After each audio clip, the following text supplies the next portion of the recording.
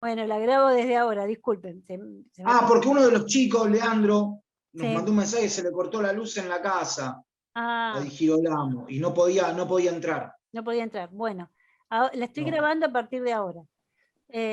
Bueno, pero entonces, como le decía, lo popular lo podemos ver a través de esa relación entre hegemónico. Lo hegemónico, a ver, lo hegemónico, los sentidos hegemónicos son los sentidos estructurales, ¿no? De que nos dice cómo tiene que ser la sociedad. Nosotros tenemos una sociedad, como yo les había dicho, una sociedad que viene de una matriz occidentalista, ¿no? Occidental. Entonces, eso hace que nuestros valores surjan de ahí. Y todos aquellos valores que estarían encontrados con este sistema simbólico van a ser rechazados. Eso después más adelante lo vamos a ver bien con Williams, con Raymond Williams. Pero sería eso en esos términos.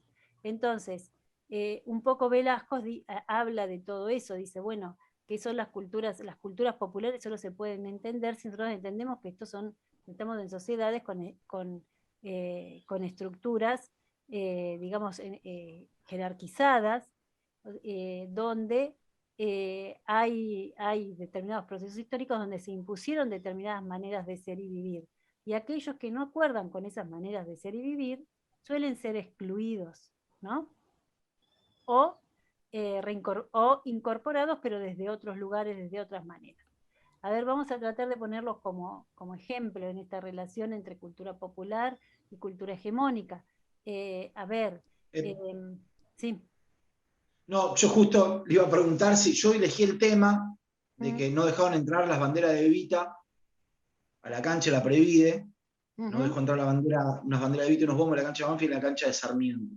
Que eso me parece que tiene un poco que ver con esto de lo que decía recién usted, con la lucha también de poderes, ¿no? Y de la identidad y de los sentidos hegemónicos, Ujú. ¿no? De cómo parte de la sociedad quiere ocultar símbolos, imágenes, ¿no? Para imponer su otra identidad, digamos, llamémoslo así. Claro, o no los acepta. Hay parte de la sociedad que no los acepta, que hay determinada simbología, determinadas maneras de ser que son de sectores que no son hegemónicos y que no los acepta la sociedad. Entonces, o la sociedad por lo menos se resiste. Pero hay que ver que Porque hay son una, antiperonistas, sí, por lo que sea, sí, por sí, por lo ejemplo. general claro, por lo general pasa por ahí, porque rechazan a este sector político-social también. Entonces, ahora bien, lo que tenemos que ver en esto es que, esa relación, ese rechazo, es un rechazo, vamos a decirlo, negociado. O sea, estas relaciones se dan de forma negociada. No es que directamente digamos, se excluyen y puntos. ¿Por qué? Porque la hegemonía para poder subsistir necesita de la negociación con los sectores subalternos. Entonces hay que ver también lo interesante, es ver cómo es esa negociación, ¿no? Entonces, hay que ver qué pasa con esas banderas que no dejaron entrar, hay que ver qué pasa con, bueno, cómo repercutió eso, porque muchas veces la prohibición genera en la sociedad tal malestar que después tienen que pedir disculpas o al fin y al cabo lo tienen que volver a aceptar porque la sociedad pide que esos símbolos sean aceptados. Entonces, vemos que las cosas, a lo que voy, es que esto no sé qué pasó justo con el caso de las banderas porque desconocía, discúlpenme, pero desconocía ese hecho. Sí, disculpe, profe, Hace bueno. 2 años, Ah, hace 2 años la Previde, que es la agencia de seguridad en el deporte de la provincia de Buenos Aires, que estaba a cargo de Lugones, y arriba estaba Vidal, o sea, la orden fue no politizar el fútbol, digamos, por darle un término. Entonces prohibió toda expresión que remita a lo político, ¿no? O sea, esa fue más o menos un poco la consigna que te decían cuando queríamos, por ejemplo, tener una bandera de Santiago Maldonado, por la aparición de Santiago Maldonado, y nos decían que no, Ujú. ¿no? Qué sé yo, no sé, también está en la cuestión cultural de las personas. Nosotros entrábamos la bandera de la Comisión por la Memoria de la Paternidad y nadie nos decía nada. y de una bandera más política que toda la o igual. Digo, eso también es como los dinosaurios van a desaparecer, más o menos. Sí, además que es tapar el sol con las manos, es decir, o sea, todas las expresiones sociales son válidas y tienen que aparecer, o sea, la política está impresa, de hecho, la grieta muestra, la idea de la grieta muestra que la política está presente, por más que no la queramos ver, está presente en todos lados, y eso forma parte de lo mismo. Sí, Sebastián, que... ¿Qué tal, profe? No, quería decir que también pasó en algunas canchas, cuando fue el contexto sobre la ley de interrupción voluntaria del embarazo, también pasó con los pañuelos verdes en algunas canchas que no dejaban que la gente entre, digamos, con los pañuelos. Y también es llamativo en el caso que dice Ale, lo de Sarmiento, porque el estadio de Sarmiento lleva el nombre de Eva Perón. Digo, es como una contradicción muy fuerte. Sí, es muy loco, Seba, eso. De hecho, fuimos a dar una charla ahí a Junín que nos invitaron de la coordinadora y era muy loco. O sea, el estadio tiene aparte busto, tiene una imagen gigante y el nombre más gigante que todo, que grande como el estadio. Sí, Es bueno, una locura lo que pasó El con. tema era que no salga en la transmisión, digamos, que no se vea en la televisión. Capaz. sí, Sí, no, hay una cuestión mucho más profunda, ¿no? sí. Pero digo, sí, en parte sí. Bueno, pero ahí ven como por más que haya espacios eh, de censura, ¿no? Por más que haya espacios de censura, igual hay luchas, porque ustedes mismos dicen, bueno, el estadio, esos símbolos está para el sol con las manos, está el estadio, están los bustos, están las imágenes, están todas esas la representación de Evita que es una de las abanderadas de los sectores populares, entonces, en Argentina. Entonces, con eso no se puede, o sea, llega un momento que los sectores hegemónicos eso lo tienen que aceptar, a veces en esa aceptación se pierden sentidos, es lo que pasa con el Che cuando ustedes ven la impresión y la remera del Che en todos lados, y se pierde el sentido que tiene el Che para nosotros, ¿no? Y para toda Latinoamérica. Entonces, cuando hablamos de hegemonía, es esto, son esas negociaciones. Vos no me dejaste entrar la bandera, pero la imagen de Evita está profundamente arraigada en los imaginarios de los argentinos, entonces eso no lo vas a poder borrar. Está, y está presente y va a seguir emergiendo. Entonces ahí vamos a ver ese tipo de negociaciones. ¿Me explico? Ustedes pueden ver ese tipo de negociaciones. Y es lo que yo les propongo que vean también, que son negociaciones de poder. A veces parece a veces sentimos que los más poderosos son los que tienen todas las de ganar, pero no es así, porque siempre hay negociación, siempre hay luchas y siempre hay, digamos, obviamente, conociendo las diferencias y sabiendo la posición social que ocupamos cada uno, siempre hay posibilidades de cambios, porque si no estaríamos igual que en la Edad Media, o sea, no hubiéramos cambiado en nada.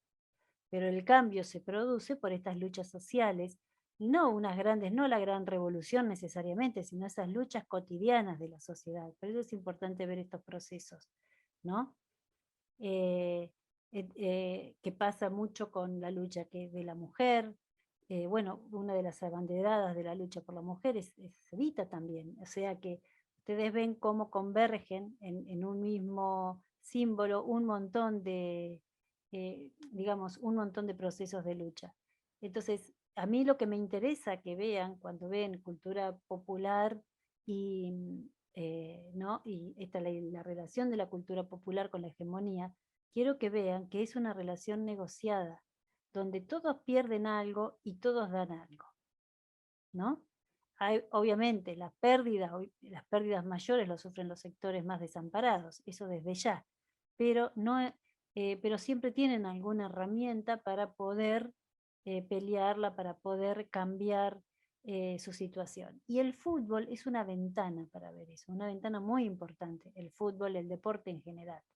Digo fútbol porque en Argentina ahí está la hegemonía del fútbol, uno siempre sale con el fútbol, pero hay un montón de deportes donde se puede ver eso y atravesados por eso es tan interesante poder verlo en esta materia y en la tecnicatura, y lo han visto a lo largo de todo su recorrido en la tecnicatura, ¿no? Esta relación entre sectores populares y hegemonía.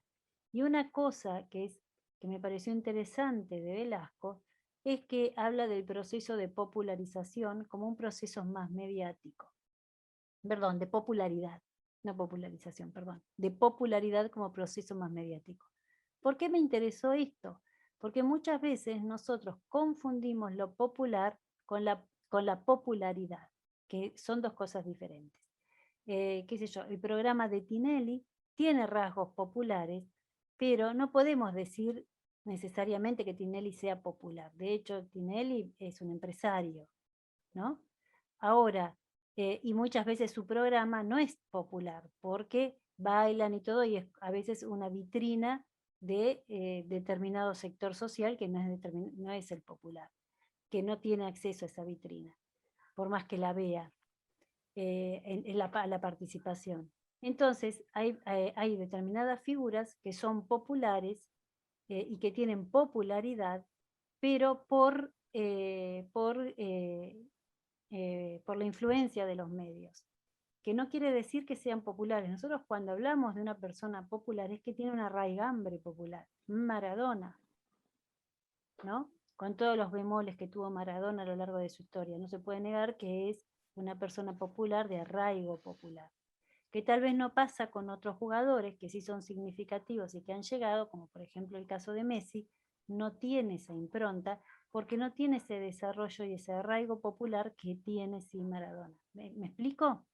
Y con esto no le saco mérito a Messi como jugador de fútbol, para nada, por el contrario, es un hombre súper... Bueno, con Evita pasa más o menos lo mismo, A ver, ¿en qué sentido?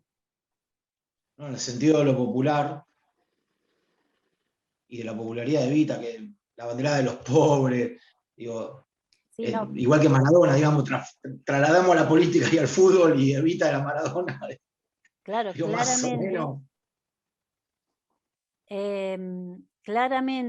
Claramente Evita es, digamos, representa a los sectores populares y tiene un raigambre popular, con todas las contradicciones que pudo haber tenido ella como persona, pero como símbolo para los argentinos es un símbolo profundamente popular. Entonces, a eso nos referimos, no es Claro, un profe, perdón. producto de los medios. Sí. No tiene nada que ver, capaz que un día, no sé, que a veces se critican esas cosas porque de repente uso un vestido caro, por ejemplo. No sé, pienso, justo lo nombraste a Tinelli y pienso que es que es un programa popular capaz por la masividad que influye a partir de los medios, pero viéndolo desde una perspectiva capaz, no sé, de las tesis de Jean-Marie Brown, Tinelli sería como un programa que reproduce, digamos, el sistema capitalista en sí. Obvio, sí. Entonces, Por eso a mí me gustó de Velasco esta diferenciación, porque nos da elementos para poder pensarla. Decimos, es popular, y sí, es popular, pero en su sentido de popularidad, de que lo ven muchas personas y de que llega a muchas personas, pero no popular por su raigambre, como en el caso que habíamos hablado de Evita o en el caso de Maradona y hasta del mismo Tevez. no lo digo en la figura de Tinelli personalmente, sino Sí, digo como que en ese espacio, en ese medio, en ese espacio se reproducen situaciones que tienen que ver con las lógicas capitalistas. Eso. claro, sí, te entendí perfectamente, te entendí perfectamente, sí, el espacio, la propuesta del programa de Tinelli. Entonces, pero ahí podemos ver esta diferencia, porque a veces cuesta mucho. ¿Por qué? Porque cuando hablamos de lo popular, como vimos, tiene una connotación política el término, tiene una connotación social, tiene una connotación mediática. Entonces, a veces nos cuesta discernir en qué estamos viendo por popular. Entonces, nosotros vamos a ver por popular aquellas figuras o procesos o movimientos de raigambre de los sectores que estén arraigadas en los sectores populares y los representen. Otras cosas son los fenómenos mediáticos que de pronto una persona goza de mucha popularidad porque es muy conocida, como MasterChef. Ahora, yo no lo veo, pero me comenta todo el mundo de MasterChef, bueno, ahí son gente que se vuelve muy popular, pero no podemos decir de todas, no sé quién está participando, pero de todas que son de raigambre popular, por lo poco que pude observar, no lo es. Bueno, entonces esto permite distinguir esos dos fenómenos, ¿no? Que a mí me interesa verlos, ¿por qué? Porque me da elementos como para poder discernir, para poder problematizar, qué es lo que quiero que hagan ustedes. ¿Estamos? Disculpe una pregunta. Sí. Es decir, también se puede ser popular y tener popularidad. Es decir, las dos cosas pueden estar insertas. Sí, sí, totalmente, totalmente. Maradona Porque tenía popularidad. se habló de alguna, claro, se habló de alguna manera porque popularidad tenía Maradona y era popular. Sí, sí. Ahora, ¿cómo este tema de Tevez, que está bastante ahora, digamos, periodistas deportivos, etcétera, etcétera, lo comentan mucho? ¿Cómo esa mancha, digamos, de Tevez hoy talla en el mote del jugador del pueblo, el popular, el que tiene popularidad y demás? ¿O solamente se lo puede ver desde un punto de vista de una mancha solamente? ¿O se equivocó o no sabemos si se equivocó? Porque él desde el punto de vista de él está defendiendo o piensa que defiende lo de él. Con respecto me refiero al impuesto. Sí. Ya no tiene mancha, ya parece una cebra. No, pero más allá de eso, eso se va a ver a No, lo largo de la porque es un historia. tema, es todo Sí, un sí, sí. tema. Es todo un Digamos, tema. hasta el motivo de la nota que usted pide, a lo mejor hasta también se lo puede involucrar. Sí, totalmente. A ver, pero eso es un proceso histórico. Nosotros cuando hablamos de lo popular, ya le digo, hablamos de un proceso de raigambre popular. Si vamos a ver las contradicciones de Maradona en cada momento histórico que tuvo, también las ha tenido, seguramente que ha tenido millones y las tuvo, porque yo lo recuerdo. Digamos, ya tengo 50 años, los que somos más grandes no nos acordamos de todas las contradicciones que tuvo, pero no perdió nunca su raigambre popular. O sea, que sea contradictorio no quiere, o sea, el pueblo también es contradictorio, o sea, todos somos contradictorios. Hay que ver hasta dónde llegan esas contradicciones, perdón, y qué pasa después con él, ¿no? Cómo eso lo va trabajando. Nos queda 1 minuto de clase. Volvemos a entrar por el mismo link, ¿les parece? Cerramos y volvemos a entrar por el mismo link, así podemos trabajar un poco también la idea de identidad. Dele. Bien.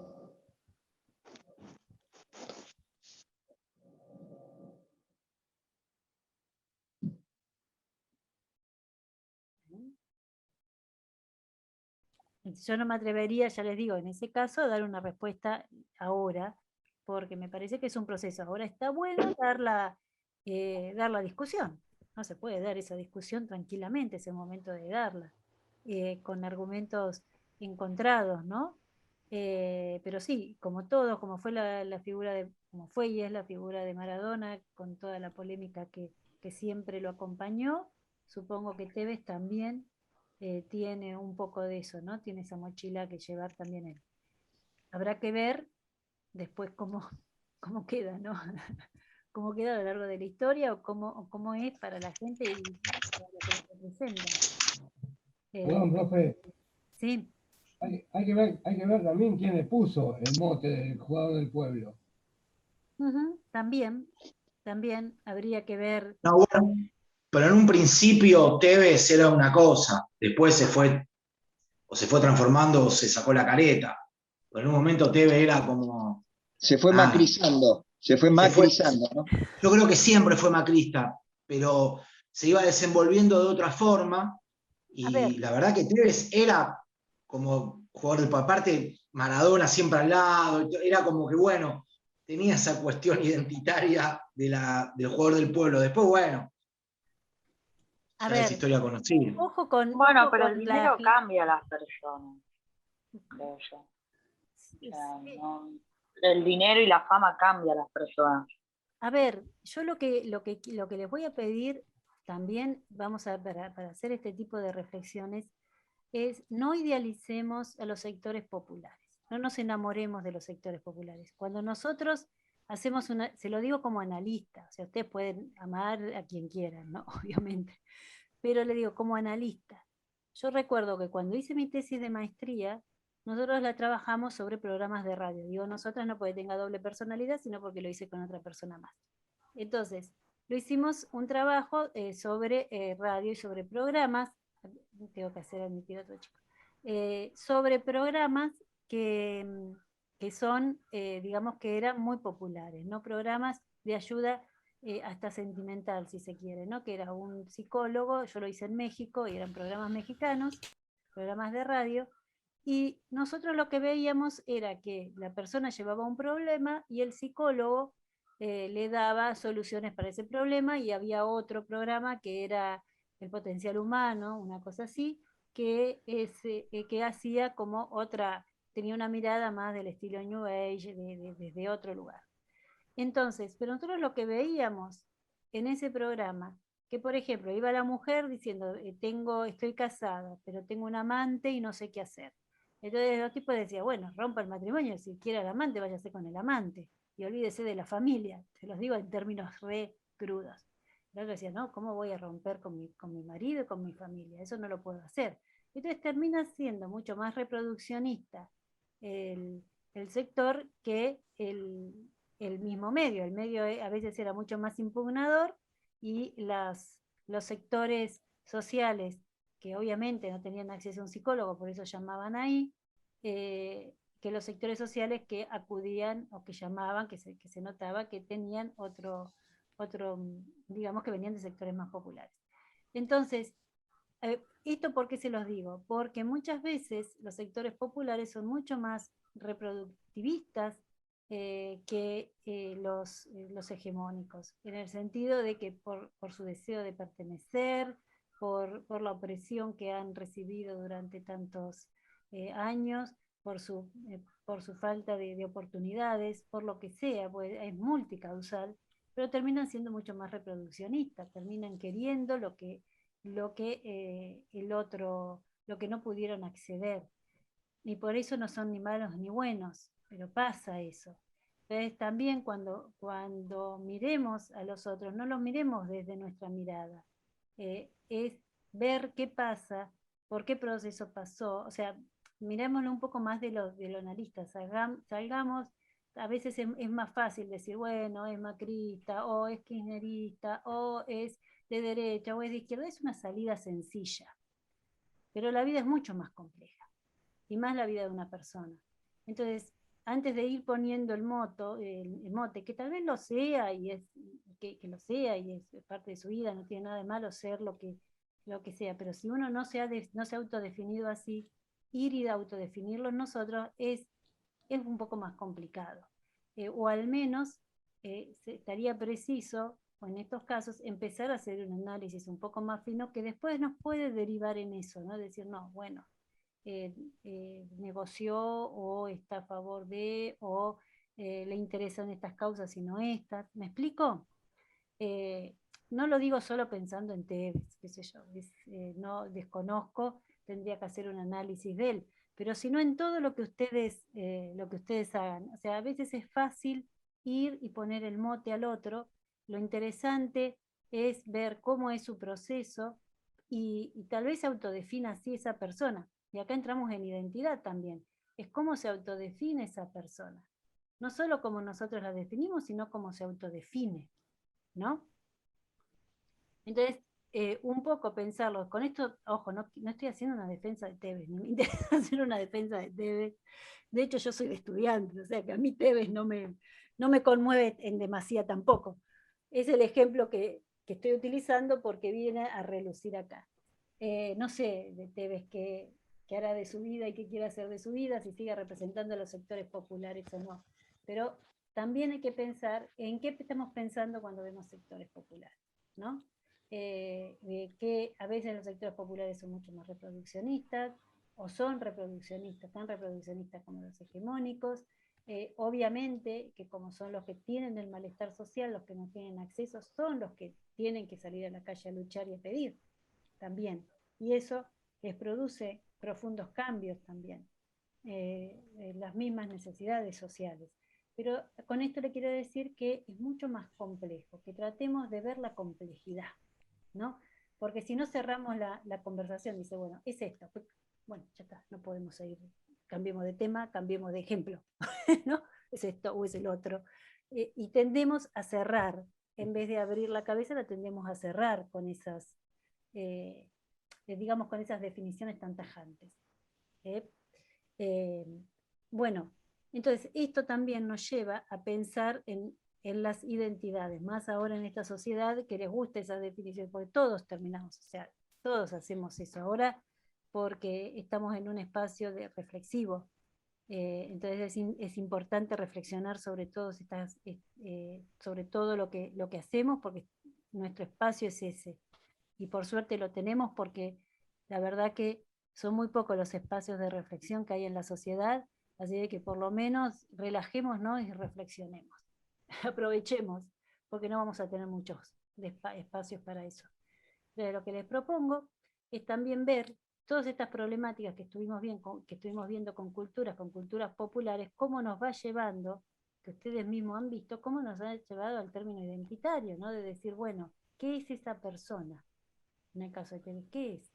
Es macrista, es del pueblo, es reproductora del orden, es contestataria o irruptora, como fue Maradona en su momento, ¿no? Que siempre rompía, y Maradona plata tenía seguro.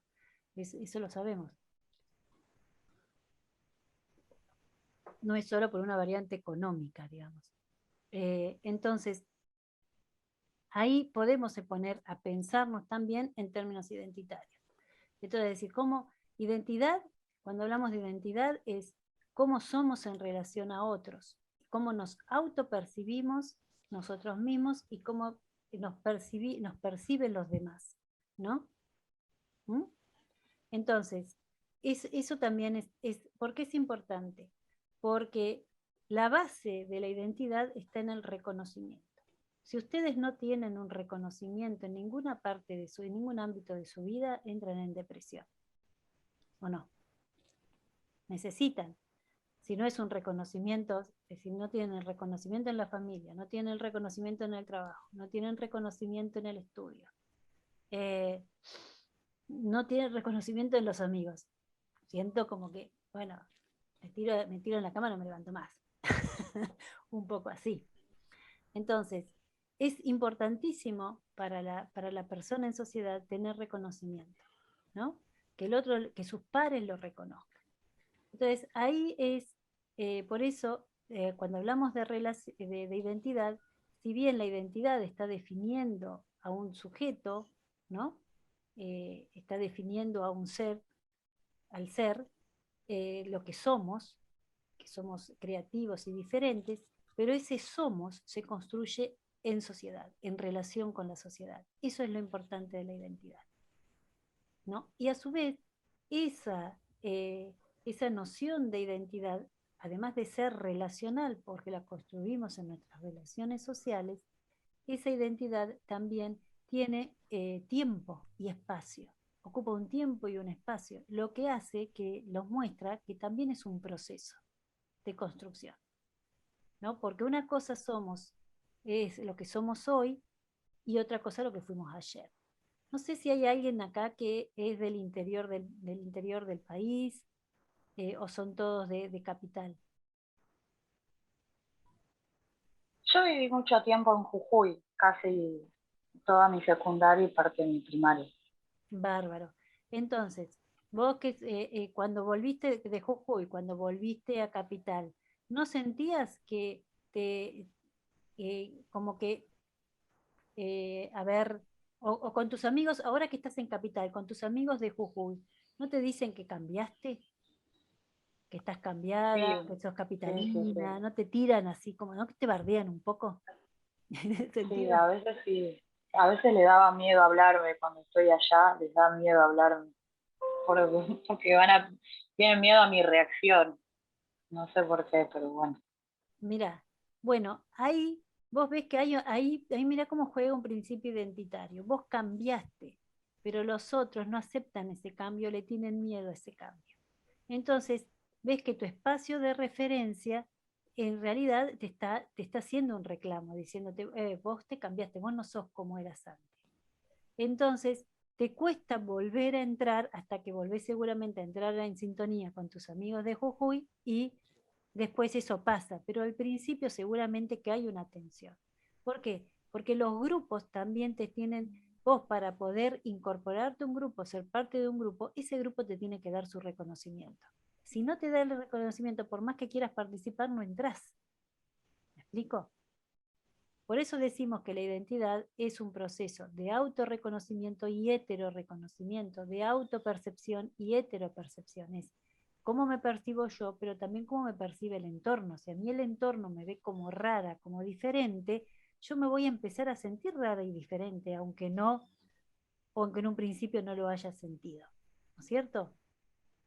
Vos jamás te pensaste tal vez como una chica agresiva, pero de pronto cuando volvés de Capital y decís, ¿pero qué pasa? Si yo no agredí a nadie, yo no soy agresiva, ¿no? ¿Por qué se sienten agredidos? Entonces, ahí esa relación es importante. ¿Y por qué es importante? Porque si hablamos también en sectores populares, por ejemplo, esta relación, acá me pone un chico que es de Chubut. No, Giovanna, perdón, una chica, que es de Jujuy. Bueno, también en Jujuy tal vez, de Chubut, perdón, no de Jujuy, de Chubut. Eh, bueno, no sé qué pasa muchas veces cuando, es esto que les decía, cuando yo me voy de mi lugar, es como que los demás me dicen, no, vos no sos así, a vos te cambiaron, vos en realidad sos de otra manera, de la manera en que somos todos nosotros o fuiste siempre con nosotros. Y a veces ese cambio en los procesos identitarios choca. Es un poco que con lo de Tevez, cuando hablábamos con lo de Tevez también, ¿qué pasa con Tevez? ¿Es el representante del pueblo o perdió esa inscripción porque ahora está, digamos, prendado de otros circuitos sociales? ¿No? Entonces, ¿qué pasa ahí? ¿Qué le estamos reclamando a Tevez? ¿No? Decirnos, vos de dónde sos, quién sos. ¿Por qué? Porque Tevez, si va a ser el jugador del pueblo, ¿no? Un representante popular, ese, esa representación se la tiene que dar a alguien, se la tiene que dar los sectores populares, en este caso más relacionados con Boca Juniors, ¿no? Se lo tiene que dar ese espacio, lo tiene que poner ahí, o sea, lo legitima, le legitima en ese lugar. Necesita de ese reconocimiento social, porque si no, no estaríamos ni hablando de esto, si no existe un reconocimiento social que lo pone en ese lugar. Ahora, hay que ver por cuánto tiempo, o si eso en algún momento se rompe porque se produce cambios, porque la identidad es un proceso que va cambiando, que nosotros tenemos tiempo de cambiar hasta que nos morimos, de cambiar de nuestra forma de pensar, de nuestra forma de ser. Siempre hay tiempo. Ahora, sí tiene determinados rasgos que nos definen. En el texto que vimos para hoy, de Gilberto Jiménez, trata de ver esta idea de decir, bueno, ¿dónde está la coherencia? ¿No? Porque uno habla y dice, bueno, ¿dónde está la coherencia? Entonces, ¿qué somos? ¿Vamos a ser diferentes según el grupo en el que estemos? No, no es así. Nosotros somos los mismos, pero en el cambio. ¿Y cómo lo ve esta idea de los mismos en el cambio el autor? A través de la biografía. Él dice, nosotros a lo largo de nuestra vida generamos una biografía de nosotros mismos que nos da coherencia. ¿Estamos?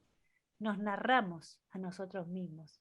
Entonces decimos, bueno, nosotros estamos continuamente reflexionando, por lo menos yo digo, bueno, hice esto por esto otro, y me hago como unos monólogos, ¿no? O a veces digo, bueno, esto lo encararía de tal manera, y es como que empiezo a darle coherencia a todos mis actos a través de la biografía. Lo mismo pasa con las identidades grupales.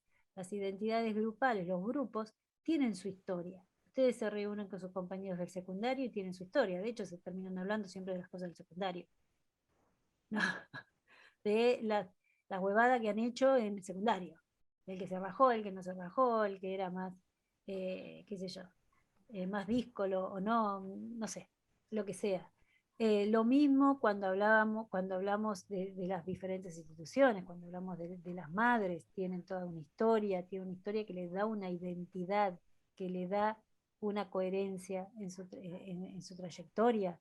Del deporte lo mismo, cuando hablamos de los clubes de fútbol, todos los clubes tienen una identidad, tienen una trayectoria, porque tienen una historia, es más, tienen hasta sus apodos, ¿no? Y todos se desarrollan siempre viéndose diferentes al otro, o sea que tienen un clásico, ¿no? Un clásico rival, que les permite, que los ayuda a terminar de armar esa identidad, porque si no, no la terminaría de armar. Entonces nosotros vemos que estos procesos identitarios, por eso decimos que son relacionales, ¿no? Que son en interacción y en red. Y tenemos que ver cómo es. Por eso es importante a veces tratar de salir del mote, de decir, bueno, esto es aquel, esto es más allá. O sea, o no. Voy a decirlo de otra manera. A veces nos sirve decir, bueno, tal persona es tal cosa porque nos da seguridad. Ya lo ubicamos en un lugar y se acabó, ¿no? Decir, bueno, este es así porque es de tal partido político, o porque es de tal religión, o porque es, y ya nosotros lo ubicamos y nos sentimos seguros, porque ya lo pusimos en un lugar. Pero es muy común hacerlo, pero bueno, en esta instancia que nosotros estamos reflexionando, tenemos que tratar de ver, bueno, ¿es o no es? ¿Es así? No, no nos vamos a problematizar toda la existencia de la vida, pero sí cuando estamos frente al lápiz y al papel para hacer una nota, bueno, ya que antigüedad, lápiz y papel no es, frente a la computadora para hacer una nota, o en una, o para pensar en una nota ya más radial o lo que sea, empezar a problematizar, ¿no? Tener esa capacidad de problematizar, ¿no? Y terminar, o sea, siempre que nosotros, digamos, estigmatizamos a alguien, por lo que sea, la estigmatización implica, siempre implica eh, un acto, digamos, de discriminación en cierto sentido, ¿no? Una mirada negativa. Sí, una mirada, por lo general es una mirada negativa. Pero entonces hay que tratar de ver eso y fundamentarlo. Uno hasta lo puede decir, obviamente, que una persona es así, pero lo tiene que fundamentar. Mientras que lo fundamente también está todo aceptado. Pero a eso es lo que me refiero, ¿no? Que la identidad se construye así. También hay en el proceso de la identidad, cuando hablamos de este reconocimiento, heterorreconocimiento, también tenemos que ver las complejidades que hay. Por ejemplo, yo me acuerdo que un chico, un alumno, ¿no? Hablando de estos temas en la clase, dijo, bueno, yo a veces no consigo trabajo porque soy de la villa, porque vivo en la villa. Entonces, donde voy en mi dirección no me dan trabajo. Entonces ahí vemos que hay un acto de discriminación social sobre las personas que viven en un sector de la sociedad, ¿no? Como son las villas. Ahora bien, cuando trabajamos la idea de villa o de villero, y hay muchas personas que se ascriben como villero, también lo vemos en la cumbia y todo eso en las letras de cumbia, ¿no? Ser villero, de pronto cuando dice ser villero, tiene un montón de cuestiones negativas que yo las asumo como propias, no siendo villera, por ejemplo, ¿no? Entonces, que se asumen como propias y como válidas. Eso es un proceso, digamos, terrible que hace la sociedad, ¿no? Que de pronto personas que nacen en un lugar porque nacieron ahí, asumen como propias características que no les son. Es como una especie de falso reconocimiento de sí mismo, pero por esa fuerza social. Entonces no los deja ser diferentes, o sea, ya nacen y los estigmatizan. Entonces, una persona por nacer en una villa está estigmatizada. Entonces, también cuando hablamos de procesos identitarios, vemos que tienen costos fuertes para la sociedad, ¿no es cierto? Porque una persona es estigmatizada porque nació, ni siquiera por lo que hizo, por el lugar donde nació. Eso se da en la sociedad, se da mucho. Entonces, cuando hablamos de identidad, estamos hablando de todos estos procesos. Estamos hablando de procesos de construcción sociales, estamos hablando de relaciones de poder, ¿no? Como ven, cuando hablamos de cultura, ven cómo es estos conceptos están entrelazados, porque cuando hablamos de cultura nos fuimos yendo hasta culturas populares y llegamos a esta identidad, y vemos que todo esto está atravesado por relaciones de poder. Ustedes piénsense a sí mismos cómo se fueron construyendo, ¿no? Para ver la identidad, en relación a quiénes, en dónde. Una cosa es los amigos del barrio, otra cosa los del primario, otra cosa los amigos del secundario. Entonces, ven que esa construcción nos hicieron a nosotros. O sea, somos lo que somos por todos esos procesos, pero a su vez somos más, ¿no? Y podemos todavía construirnos desde diferentes lugares. Pero siempre con esa necesidad de buscar una coherencia para no perdernos, porque si no seríamos seres fragmentados. Sería, bueno, ahora estoy en mi rol de, como pensaba las teorías positivistas, ahora estoy en mi rol de docente, que no tiene nada que ver con mi rol de madre, de esposa, de amiga, ¿no? De profesional. Entonces nosotros no somos seres escindidos, nosotros todos estos procesos los vivimos de forma relativamente coherente, porque nos vamos conformando y nos vamos incorporando todos estos sentidos y los vamos acomodando a todo lo que es nuestra forma de ser, por ponerlo en términos simples. Entonces, pero esta relación siempre es una relación conflictiva y tirante, porque es una relación social. Nosotros nos vamos conformando en la sociedad y siempre hay conflictos y idas y vueltas y tensiones, ¿no? Entre grupos, entre nosotros con otros grupos, ¿m? Y están asignadas por relaciones de poder. Ya le digo, el caso extremo es la estigmatización que se le hace, por ejemplo, a un sector social solo por nacer en una villa, en el caso.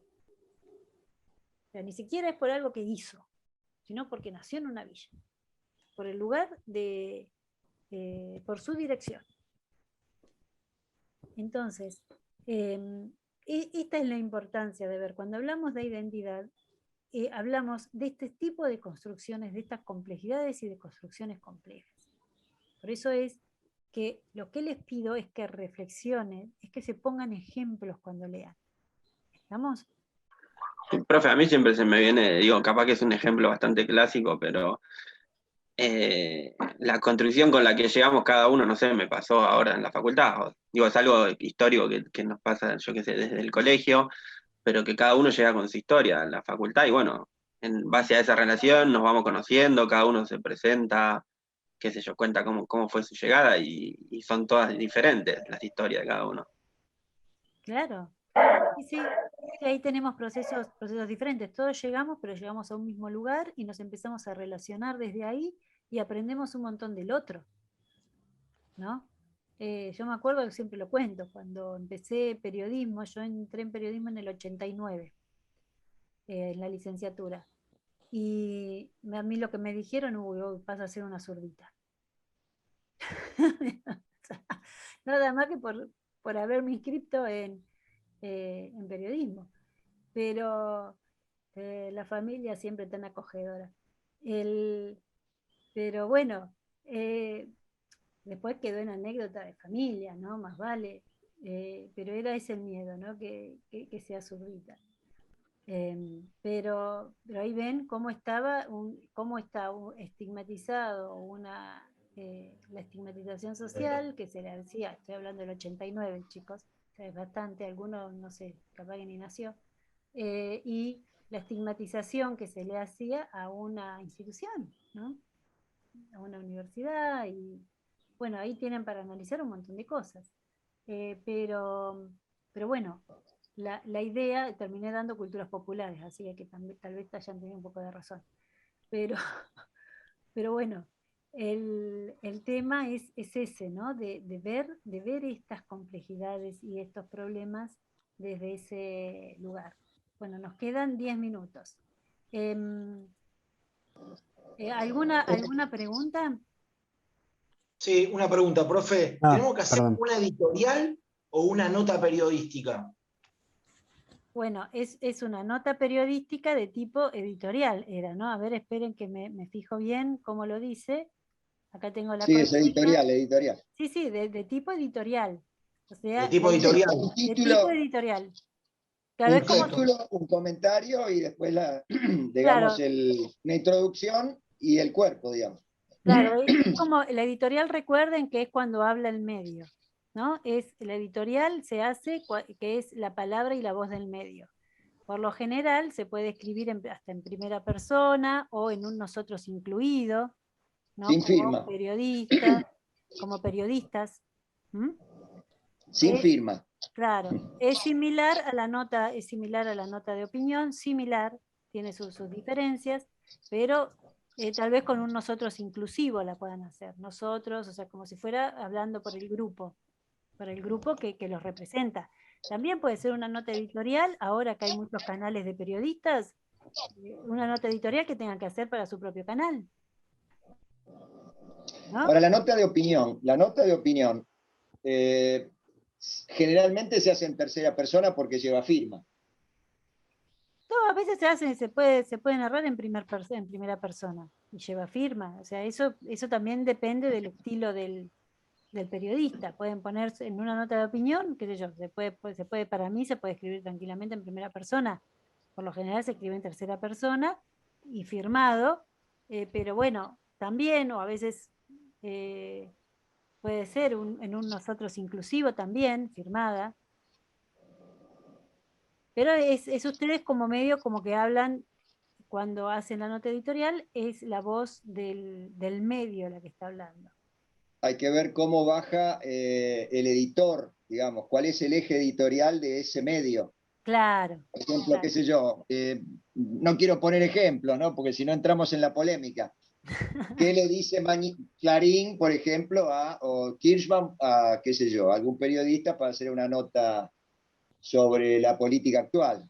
Qué sé yo, Claro, sabemos que el de la otra punta tendrá otro distinto nivel de bajada editorial.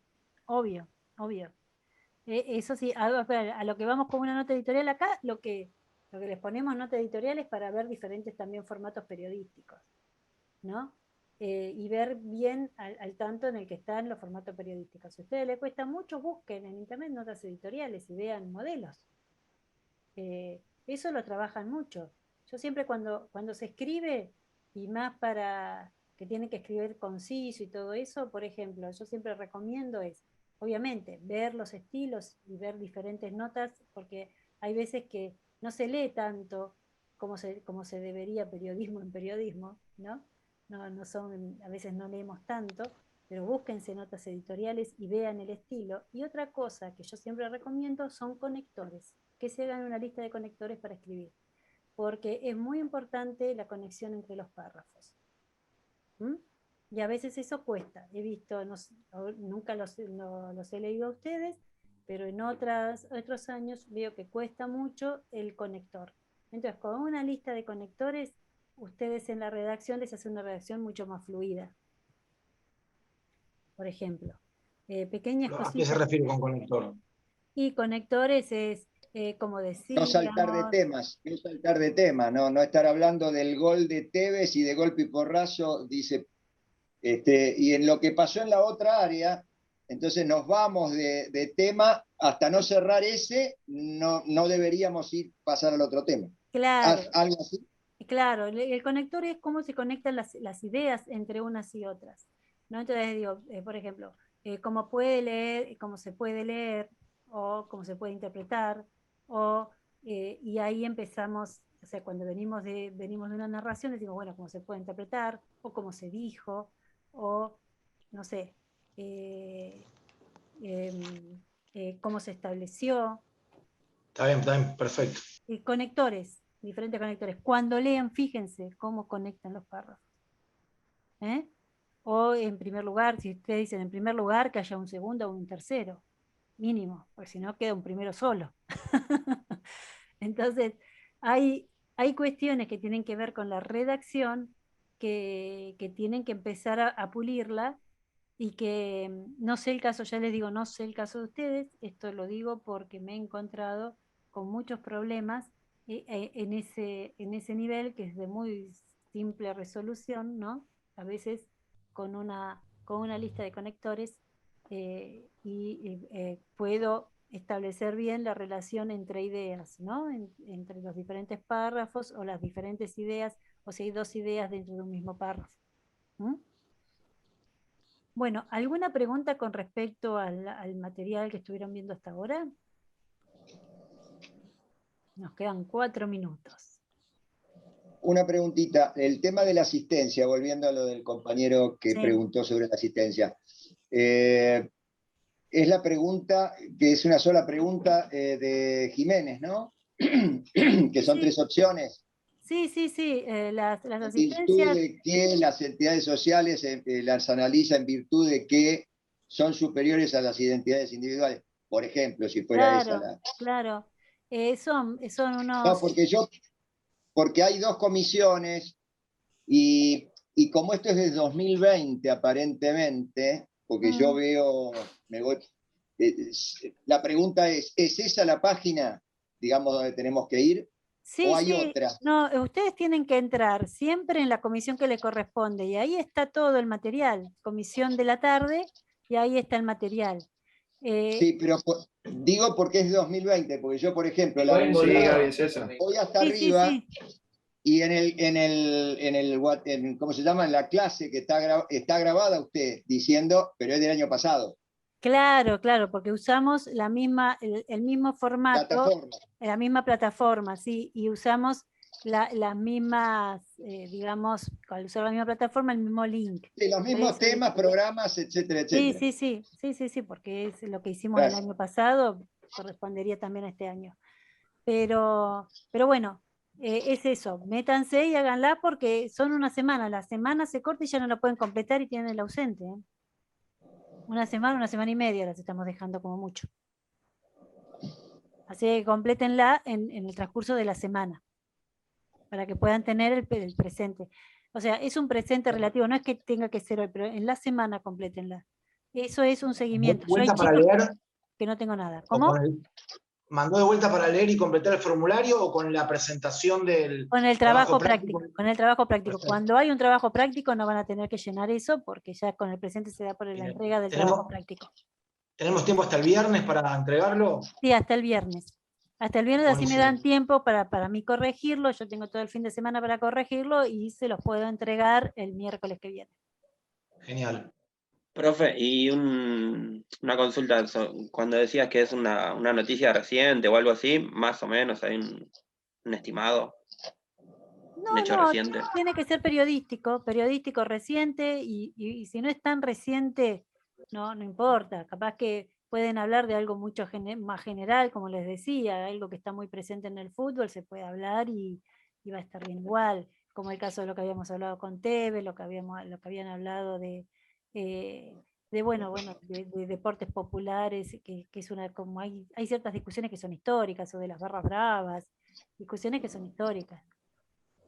Las pueden llevar a lo actual, las pueden actualizar, como quieran.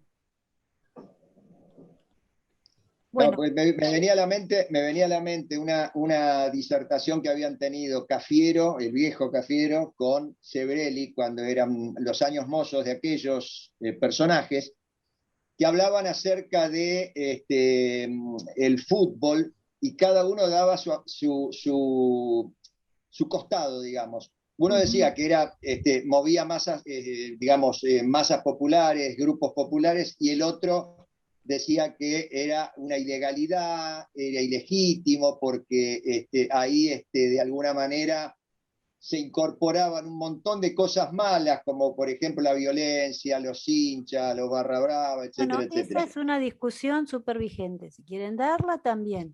Me queda un minuto, por eso me apuro, disculpen. Me queda un minuto. Entonces, hagan toda discusión que tiene que ver, así sea general, con culturas populares, cultura, identidad, la pueden dar.